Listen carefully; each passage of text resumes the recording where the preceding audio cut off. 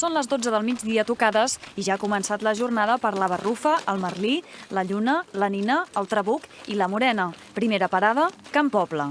Estem buidant totes les caixes, baixant la bessura, que això ara portem a la deixalleria, i pensant una mica la càrrega que hi ha i repartir-la. En concret, cadascuna suporta entre 80 i 90 quilos de mitjana, un pes que asseguren que l'animal pot aguantar en uns guarniments difícils de trobar. Són unes illes suïsses de la Primera o Segona Guerra Mundial. Jo les vaig conèixer al Pirineu, uns suïssos que anaven amb un cavall i una mula, portaven les obardes aquestes i em van dir, hòstia, hi ha Ubasté a França que les ven i tal, i vam anar a França a buscar-les. Completa, el cuiro i tal, uns 1.000 euros. Li vam comprar totes les que tenia, perquè ja no se'n troben.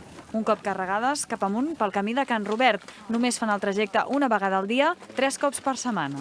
Dimarts i dimecres pugem tot el que és begudes, gasoil també, pels motors generadors, i el divendres pugem tot el fresc.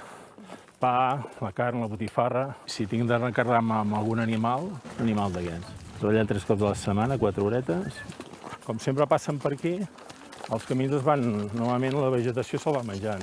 I pel camí, és clar, molts excursionistes. Alguns encuriosits, d'altres no tant. Algú a vegades s'ha queixat i tal, però bueno, són animals que estan pensats per fer això.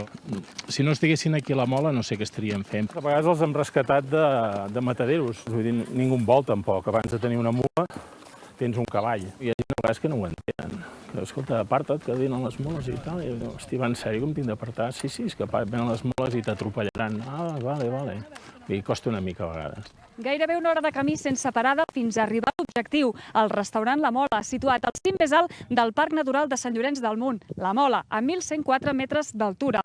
Un lloc on només es pot accedir en helicòpter, a peu o a cavall d'una mula. Com és el cas de la Barrufa o l'Oros, que ja s'està preparant per afegir-se ben aviat a l'expedició.